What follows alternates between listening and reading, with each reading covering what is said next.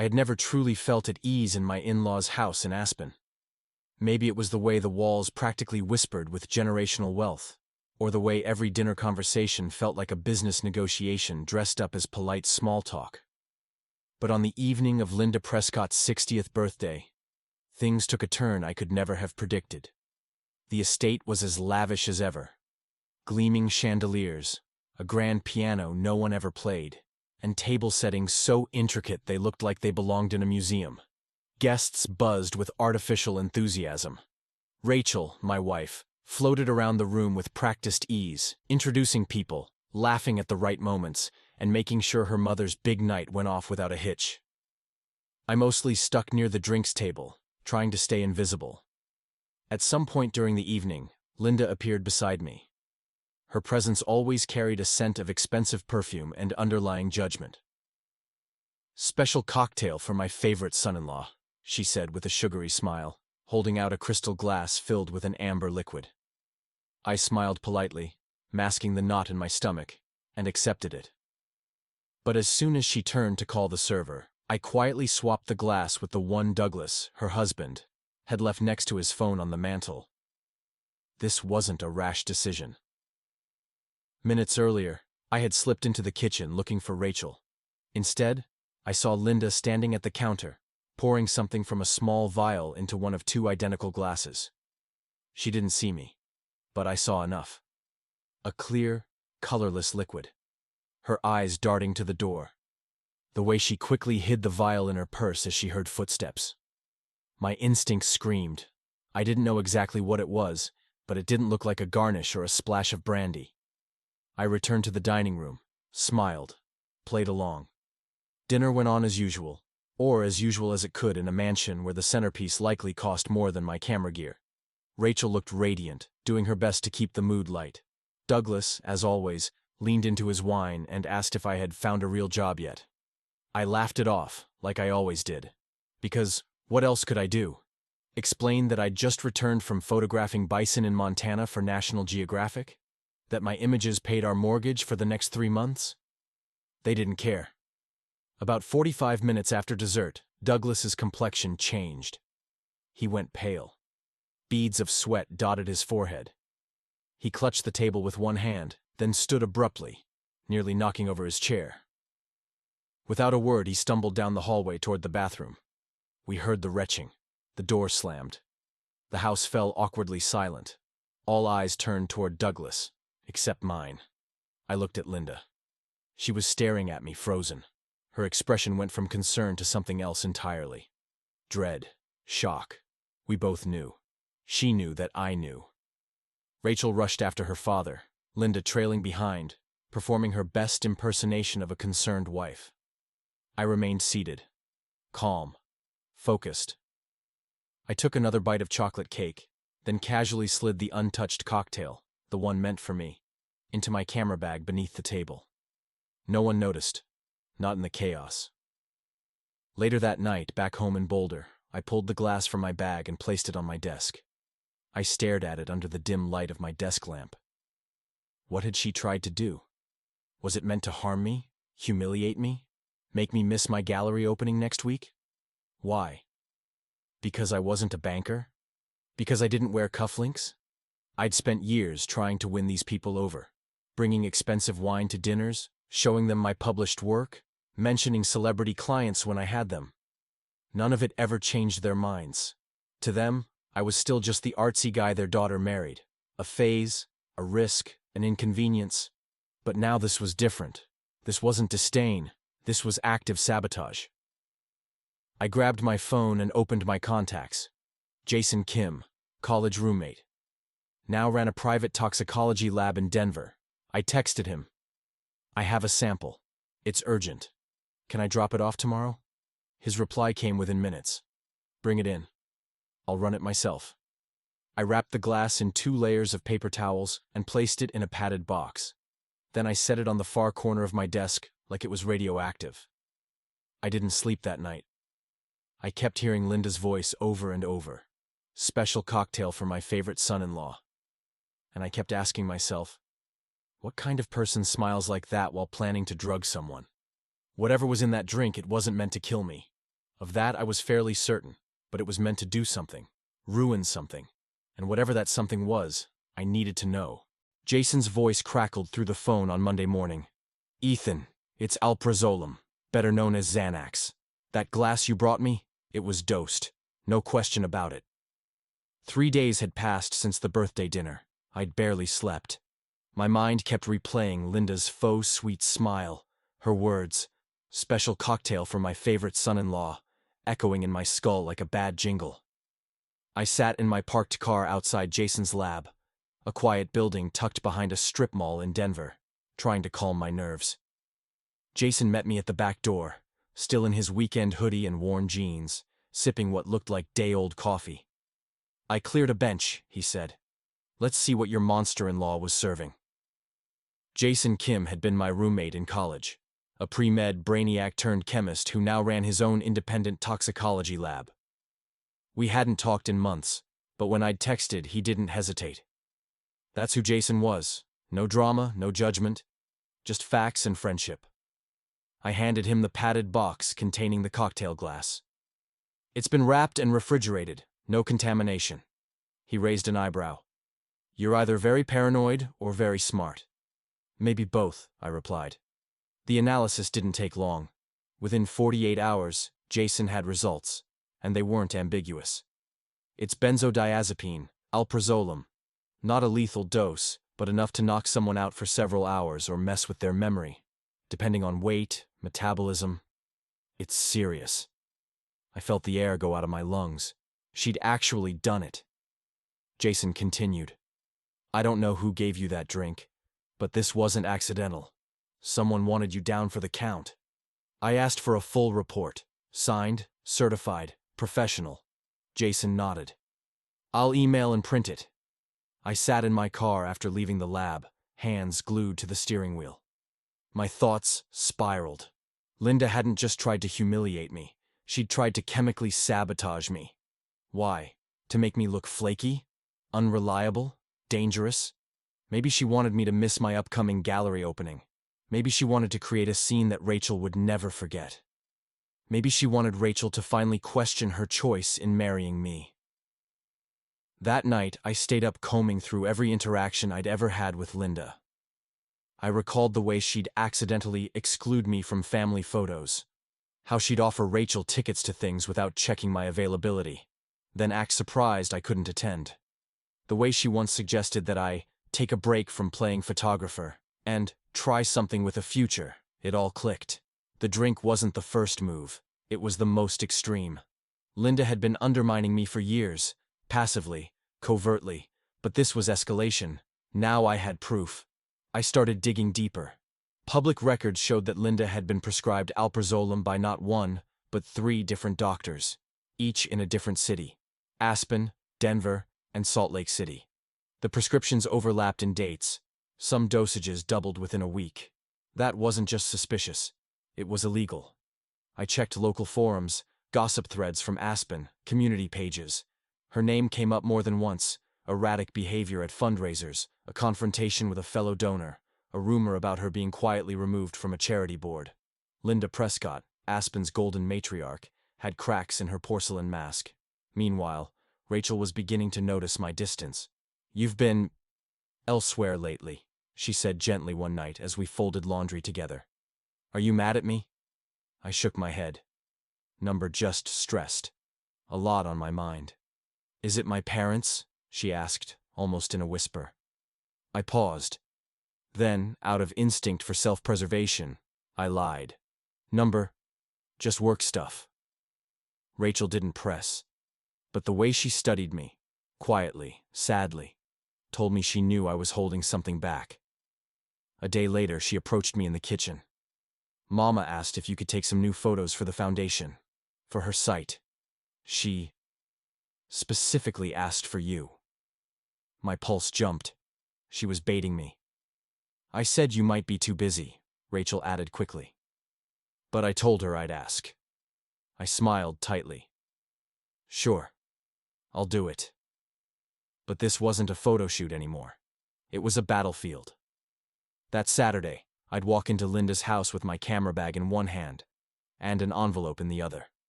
Inside, Jason's report, pharmacy records, and every piece of evidence I'd gathered. No more smiling. No more pretending. Linda had played her hand. Now it was my turn. I thought you might want to see this before we start, I said, placing the sealed envelope on the marble kitchen island. Linda looked up from her phone, her smile faltering. It's about the drink you made me. It was Saturday morning, crisp and clear in Aspen. The drive from Boulder had been quiet, tense. Rachel had opted to stay home, citing work emails. That was fine by me. I needed this meeting to be between just two people. The woman who tried to poison me and the man who wasn't going to let her get away with it. Linda greeted me at the door in a navy blue blouse and pearl earrings, looking every bit the socialite matriarch. Her tone was overly bright. "Ethan, so glad you could make time." I offered a nod and stepped inside, my camera bag slung over one shoulder, the envelope tucked under my arm like a weapon. Linda Prescott was a master of performance. For years, I'd watched her host fundraisers, comfort grieving neighbors, and praise me in public while gutting me in private. But today, something in her eyes shifted. When I handed her the envelope, her fingers trembled. She peeled it open, scanning the contents. The toxicology report from Jason, 3 overlapping prescription records, and a printed post from a gala guest recalling her erratic behavior. "This is absurd," she said, her voice lowering. "Where did you even—" "We both know what happened, Linda," I said. "The only thing I don't know is why." She drew in a breath and closed the folder slowly. "You're not good enough for my daughter. You never have been. I thought maybe if you missed that gallery show, Rachel would finally see it too. That you're unreliable, unstable." I blinked. "You drugged me to make me miss a gallery opening?" "It wasn't meant to hurt you," she snapped. "Just shake things up. A wake-up call. For Rachel. She listens to you too much." I stared at her, stunned by the casual cruelty of it. "You were willing to drug your son-in-law to regain control of your daughter?" Linda folded her arms. "You don't understand what it's like to raise someone brilliant and watch them throw their life away on someone who doesn't fit your mold," I finished. "Right. Because I don't wear a suit or work on Wall Street." I let the silence hang for a moment before continuing. "I'm not here to ask for your approval anymore, Linda. I'm here to draw a line." "You're threatening me?" she asked, chin rising. "Number." "I'm offering you a choice," I replied. "Either you come clean to Douglas and Rachel about what you did, or I will." She laughed, short and sharp. "You think anyone's going to believe you over me?"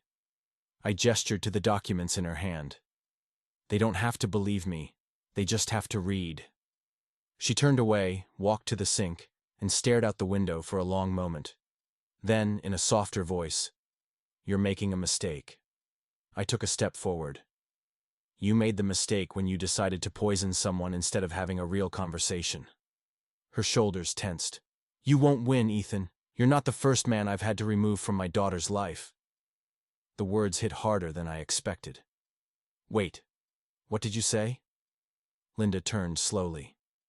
"Rachel was engaged before you, a doctor, kind, stable, but I didn't like his family. So I helped her see that he wasn't right. Eventually, she came home crying." "You manipulated her into breaking it off," I said. "She would have thanked me if she'd known what I saved her from." My blood ran cold. This wasn't just about me. This was a pattern. A lifetime of control disguised as protection. I picked up my camera bag. "I'm not going to photograph you today." She flinched as if I'd slapped her. "Excuse me?" "You don't get to control this narrative," I said.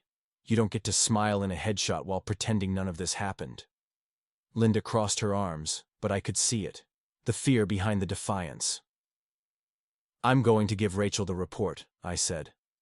"And you're going to stop interfering in our lives. No more phone calls, no more guilt trips, no more staged emergencies. If you try anything else, this goes public. To your charity board, your donors, your country club." I left the house without another word.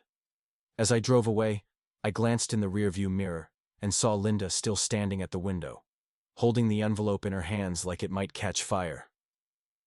That night, I sat across from Rachel at the dinner table. "I need to tell you something," I said. She looked up from her plate, instantly alert. I slid the report across the table. "Your mother tried to drug me, and I can prove it." Rachel didn't say anything at first. Her face went blank, then pale, then red, and I realized this wasn't over. It was just beginning. The padded envelope arrived on a rainy Thursday morning with no return address, just my name written in sharp, blocky letters. Inside was a USB drive, and a sticky note that read, "You need to see this." See, I was alone at home. Rachel had left early to teach her environmental policy seminar at the university. The house was quiet, the windows fogged from the damp Colorado weather, and the smell of burnt toast still lingered in the kitchen. I plugged the USB into my laptop with a hesitation that surprised me. I hadn't realized how desperately I needed something to confirm I wasn't imagining all of this. A folder popped up. Prescott footage. Inside, multiple video files, each time-stamped. The first one was labeled, "Linda, Kitchen, 9:12 p.m. I clicked. The screen came to life. There was Linda, in her kitchen, 2 nights before the birthday dinner.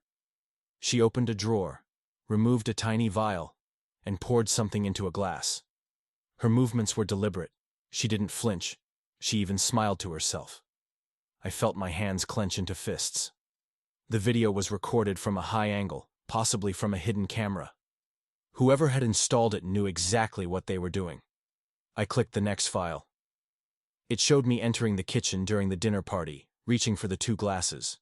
Another clip. Douglas drinking. Another. Linda. Moments later, looking confused and angry as Douglas staggered away. The last video showed something different. It was from the living room, recorded after we had left the house. Linda was screaming at Douglas. "I told you that one wasn't yours," she shouted. Douglas, pale and furious, fired back. "This isn't the first time you've done this. What the hell is wrong with you?"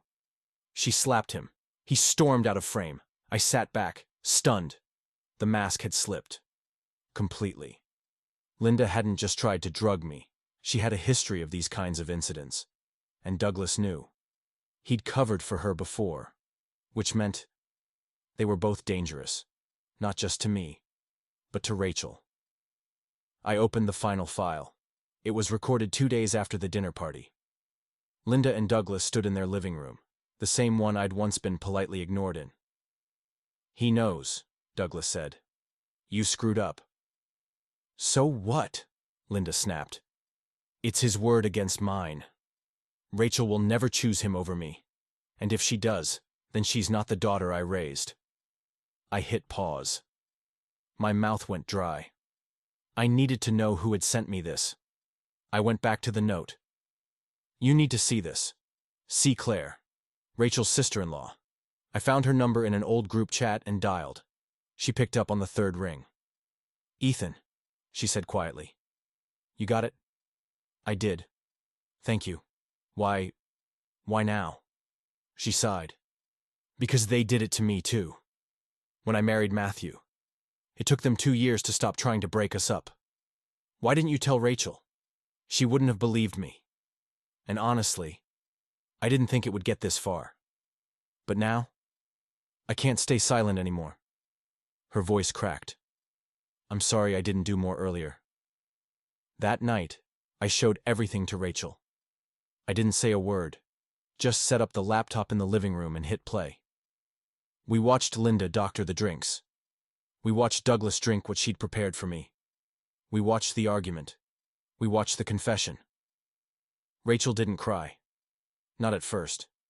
She just sat there, frozen. But when the screen went black, she whispered, She said I wasn't her daughter if I chose you?" I nodded. She curled into herself, pulling her knees to her chest. "They've done this before, haven't they?" I handed her the USB. "They tried to do it to Claire. They succeeded with your ex-fiancé, Thomas. I've spoken to him, I've spoken to others.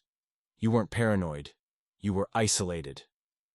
Rachel barely spoke for the rest of the night. The next morning she handed me her phone. "We're going to Aspen. Tomorrow. All of us. Claire, Matthew, you, me. I want this out in the open. I hesitated. Are you sure? Yes, she said with a steel in her voice I'd never heard before. No more secrets. No more pretending. If they want a family meeting, we'll give them one. She turned to walk away, then paused. Ethan? Yeah? I believe you. I'm sorry I ever doubted. The following day, I booked a cabin near Aspen for the weekend, not under our names. Claire agreed to meet us there. She and Matthew would drive up separately. I packed my camera bag, not for photos, for proof. I also packed 2 USB drives, a spare laptop, and 3 notarized copies of Jason's report. This wasn't just a confrontation, it was an intervention. And the Prescott legacy? It was about to get documented. I don't want arguments, I said as I clicked the remote. I just want you to see everything for yourselves. Friday night. Our living room in Boulder was dimly lit, with only the glow of the TV casting shadows across the floor. I'd rearranged the furniture so everyone had a clear view. Rachel sat on one end of the couch, arms folded, eyes already heavy with worry. Claire and Matthew, her brother and sister-in-law, sat nearby, whispering quietly. A laptop rested on the coffee table, connected via HDMI. The USB drive was already loaded. There were no snacks, no wine, no small talk. This wasn't a gathering. It was a tribunal. Claire had texted me earlier in the week. If you're ready, I am too. She'd been holding onto a copy of the home security footage from Linda and Douglas's house, footage she downloaded from the cloud while visiting months ago. Footage she never told anyone she had. Now, she was here to back me up. Matthew had no idea what he was about to see. Rachel? She knew there was something wrong. She just hadn't let herself believe it yet. And me? I was done protecting people from the truth. I clicked play. The first video showed Linda in the kitchen on her birthday. She was alone.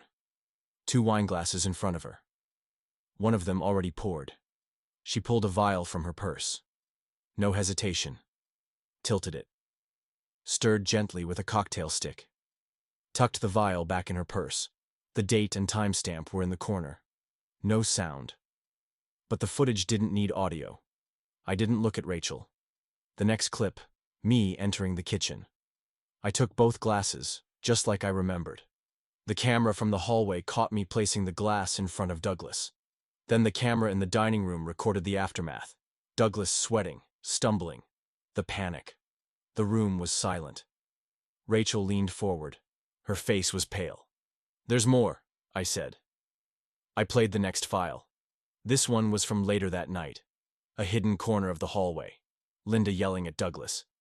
You idiot, she said. That wasn't for you. He barked back. This isn't the first time, Linda. You're spiraling, Rachel gasped. Claire put a hand over her mouth. Another clip. 2 days after the dinner. Linda on the phone with someone. We'll convince her he's cheating, she said calmly. It worked with Thomas. It'll work again. Thomas. The fiancé Rachel almost married before me. The one who cheated. Rachel stood up, staggering a little as if the weight of it all had suddenly hit her. What the hell is this? She whispered. Claire spoke for the first time. They tried to do the same thing to me when I married Matthew. They told him I was manipulative, that I was a gold digger. For 2 years they pushed us apart. Matthew turned sharply. You never told me that. I tried, Claire said, eyes glistening. You didn't want to hear it. Rachel turned to me, tears brimming. Why didn't you tell me sooner? Because I needed you to see it, I said quietly. With your own eyes. Not just hear it from me. No one spoke for a long time. Matthew walked out of the room. Claire followed. Rachel sank back onto the couch. I sat beside her, but not too close. She needed space. Her mind was sprinting in every direction. I feel like my whole life was a script they wrote, she finally said. Like every decision I thought I made wasn't really mine. She buried her face in her hands. Thomas. Oh my God, Thomas. I didn't speak. There was nothing to say that could lessen the betrayal she was feeling. All I could do was sit there and be a witness. Rachel eventually looked up. Her eyes were red, but her voice was steady. We need to confront them. All of us. Tomorrow. You're sure? I asked. She nodded. No more secrets. No more manipulation. They need to see what they've done. And I need to say what I should have said a long time ago. She stood up, wiped her eyes, and walked toward the bedroom. Before disappearing down the hallway, she said, "Let's go to Aspen." "This isn't dinner," I said, unfolding the tripod legs in Linda and Douglas Prescott's immaculate living room. "It's a record." It was Saturday evening, 1 week after the reveal in our own home. Rachel had watched the videos, heard the audio, read the reports, and now we were standing face to face with her parents in their grand Aspen estate, the very place where everything began. The house smelled like rosemary roast and money. A fire crackled in the marble hearth, throwing a golden glow over the leather-bound books and polished floors. Linda and Douglas sat like statues on the velvet settee, trying to maintain composure. Rachel stood next to me, visibly trembling, but determined. Claire and Matthew sat behind us, silent witnesses. The camera lens stared down the room like a judge waiting for testimony. Linda wore her armor, designer dress, flawless makeup, pearl necklace. Douglas clutched a glass of scotch, eyes narrowed in calculated calm. But Rachel had changed. The uncertainty that once plagued her had melted away over the past few days. She'd seen enough. Now, she wasn't here to plead. She was here for answers. And me?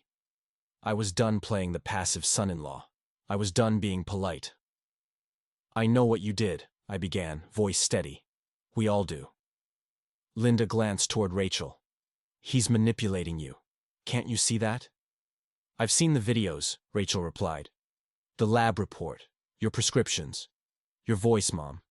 This isn't manipulation. This is exposure." Douglas cleared his throat. "Let's not turn this into some kind of performance." "That's exactly what it's been for years," I said. "You two, performing perfection while quietly tearing down anyone who doesn't fit your version of success." I pulled out the USB drive and placed it on the coffee table. "This has every file, every message, every video, every lie." Douglas's jaw tightened. "What's your endgame, Ethan? Blackmail?" "No," I replied. "Clarity." Rachel stepped forward. "I spent my whole life trying to please you, skipping things I cared about to go to country clubs, choosing internships you approved of, breaking up with people you didn't like. But this? This was calculated cruelty." Linda finally broke. "Everything we did was to protect you." "From what?" Rachel demanded. "From my own choices?" Linda stood abruptly, voice rising. "You don't know what it's like to raise a daughter in this world. One wrong decision and your life is over." Douglas added, "We gave you everything: education, safety, opportunity." "You gave me a prison," Rachel said, "made of expectations and emotional threats." "And when I didn't fit," I said, stepping forward, "you tried to sedate me, silence me, discredit me." The room fell silent except for the fire crackling in the corner. Claire finally spoke. "They did the same to me, just slower." Matthew looked stunned. "You never told me that." "I tried," she said softly. "You wouldn't listen." Douglas leaned forward, voice cold. "What do you want?" "Nothing," Rachel answered. "No money, no property, no fake apologies. Just space," I added. "Respect, and boundaries you don't get to cross anymore." Linda sank back onto the couch. The air went out of her like a deflated balloon. For the first time since I'd met her, she looked small. Rachel reached into her bag and pulled out a set of printed photos. "This is what we want." She placed them on the table. Ultrasound pictures. Linda gasped. "You're pregnant?" Rachel nodded. "We didn't want you to find out like this, but we're having a baby, and that baby will never be part of your power games." There were no hugs, no tears, just silence. And that was enough. We packed up the tripod and the photos. No one tried to stop us. As we stepped outside, the air was crisp and cold. Rachel took my hand and squeezed it. "We're free," she whispered. The headlights from our car lit up the long driveway.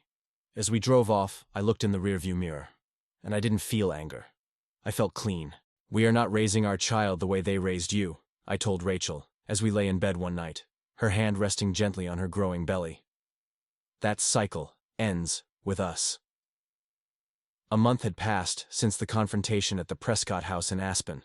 The fallout had been seismic. Linda and Douglas stopped contacting us. No apology.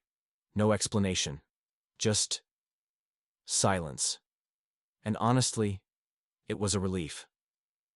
Back in Boulder, our apartment became a haven of quiet clarity. Rachel threw herself into prenatal yoga and long phone calls with her college friends. I poured my energy into opening my own photography gallery. The piece felt foreign at first, but quickly became addictive. Then, one morning, an envelope arrived. Rachel was the one who found it. No return address. Just our names typed neatly on the front. Inside were 2 documents. The first, a signed deed transferring full ownership of the house we were renting, to us. The second, legal paperwork establishing a trust fund in our unborn child's name, funded entirely by Douglas Prescott. No letter, no conditions, just cold, calculated paperwork. Rachel sat on the edge of the bed, staring at the documents like they were ticking. "They didn't even write a note," she said. "Because this isn't about feelings," I replied. "It's control, or maybe guilt, or both." It felt like a bribe, a soft way of saying, "Let's pretend none of that ever happened. Let's rewrite the narrative. We'll give you something you want, so you'll give us something we want. Access. Influence. Leverage. I didn't want the house if it came with strings. I didn't want their money if it meant letting them back in before they earned it." Rachel was torn. "It's the house we've built our lives in, and the trust. It's for the baby." I understood, but I also knew accepting it could be dangerous if we weren't careful. So we consulted an attorney. "A clean transfer," he confirmed. "No clawbacks, no fine print. It was ours." Still, we waited 2 weeks before acknowledging it. Rachel finally sent her father a single text. "We received the documents. Thank you." No emojis. No warmth. No invitation to reconnect. The reply came an hour later. "You're welcome." That was it. 1 week later, I held the key to my new downtown gallery in my hand. It was a modest space with high ceilings, exposed brick walls, and wide windows that bathed everything in natural light. My photographs lined the walls: landscapes from Yellowstone, portraits of small-town shopkeepers, stormy skies over rural Montana. Opening night was scheduled for early spring. Invitations had been sent. My parents were flying in from Oregon. Rachel would be 7 months pregnant by then. I envisioned her standing beside me, glowing, proud. And then came the unexpected RSVP, Linda and Douglas. Rachel showed me the email, her mouth tight. "They want to come." "Do you?" I asked. "I don't know." We didn't respond. We didn't have to. They showed up anyway. Not grand, not disruptive, just present. Linda wore a pale gray coat and stayed close to the door. Douglas hovered near the hors d'oeuvres table. Neither spoke unless spoken to. They shook hands, nodded politely, complimented the lighting. When they came to me, Douglas simply said, "Congratulations." I replied, "Thanks." No one mentioned what happened in Aspen, or the report, or the videos. It was as if we were all pretending we had survived a war no one would name. Rachel kept her distance. She let them look at the photos, let them smile at her baby bump, but didn't invite them in. Later that night, as we locked up the gallery, Rachel turned to me. "I think this is it," she said. "This?" I asked. "This piece. It may not be forgiveness, it may not be closure, but it's space. And sometimes, that's all we need." I nodded, slipping an arm around her shoulder. She rested her head against me. "They haven't changed, Ethan. But we have." And for the first time, I didn't feel like a man fighting to belong. I felt like a man who had finally made space of his own.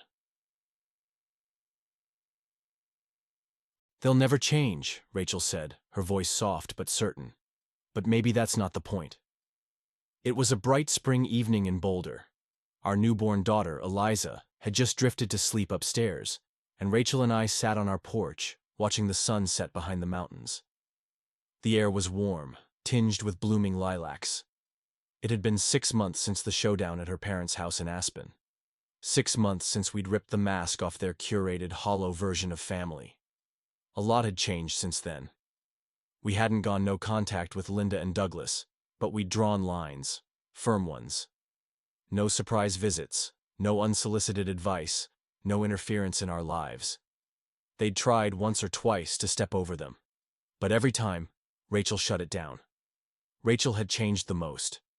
The woman who once defended her parents at every turn now saw them with a clarity that both pained and empowered her. She started therapy, began journaling. She even confronted her mother one-on-one, without me there, and told her to never try to manipulate our family again. As for me, I was rebuilding. With a baby in one arm and a camera in the other, I'd started putting together a new photography series, one focused on fathers. Not the kind who build empires or manage portfolios, but the kind who show up, who listen, who protect quietly, without fanfare. Rachel's brother Matthew and his wife Claire came around more too. Turns out, once you expose toxicity, others feel brave enough to share their stories. We weren't alone. Then came the letter. Not a call, not a visit. A letter. Sent by courier. On heavy cardstock, embossed with the Prescott family crest. Inside was an invitation. Dinner at their home for the holidays. Fresh start, it read. Rachel raised an eyebrow. They've never apologized. No, I agreed. But maybe they know they can't keep pretending either. We debated it for days. In the end, we decided to go. Not for closure, but for control. We'd show up as a family, as equals, and we'd leave if a single red flag appeared. The house looked the same. Too big, too quiet, too cold. Linda wore her usual designer smile, and Douglas gave me a handshake that was just a little too firm. But they didn't push. Not this time. Dinner was pleasant, almost eerily so. No snide remarks. No backhanded compliments. Just questions about Eliza. Polite conversation. Small talk about the art world. For a moment, it almost felt normal. After dessert, Douglas invited me into his study. Just a quick chat, he said, gesturing toward the leather chairs. I followed, cautious. I've been thinking, he began, pouring 2 glasses of scotch. About your work, your talent. I've seen what you've built, Ethan. It's impressive. I waited. I'd like to invest. Maybe bring you on as a creative director for the Prescott Foundation's visual media wing. Full autonomy, healthy salary. No strings. I stared at the glass in his hand but didn't reach for mine. You want to fund my independence? I asked. I want to support my daughter's family, he said. And you're the father of my granddaughter. I can't ignore that. You're not doing this for me, I said. Douglas didn't deny it. I stood. I appreciate the offer, but I built this with no help from you. I'll keep it that way. Douglas sighed. Ethan, don't be foolish. Everyone needs support. I have support. I have Rachel. I have Eliza. I don't need your approval, or your money, or your foundation. He didn't respond, just stared down at his scotch. Back in the living room, Linda was showing Rachel old photo albums. She looked up as I entered, her face unreadable. Rachel glanced at me and saw everything she needed in a single look. She stood. Mom, Dad, we appreciate the dinner, she said calmly. But we won't be staying the night. Darling, Linda began. No, Rachel said. We're leaving.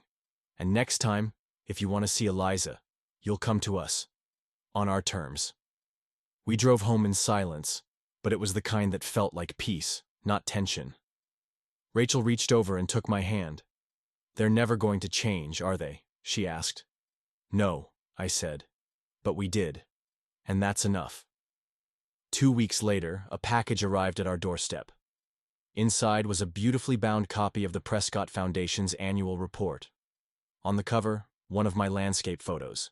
Inside, 3 more images, all credited properly. No letter, no signature, just silent acknowledgement. That spring, I opened my own gallery downtown. The turnout was better than I imagined. Friends, clients, artists from all over Colorado came. Rachel stood by my side, holding Eliza, smiling like she used to before all the chaos. Linda and Douglas showed up near closing. They stayed 10 minutes. No comments, no advice, just a handshake from Douglas and a quiet, "It's beautiful work" from Linda. That was all I needed. Because I hadn't won by playing their game. I'd won by refusing to play it, by living well, by protecting my family, by choosing peace over power. And that, I realized, was the best revenge of all.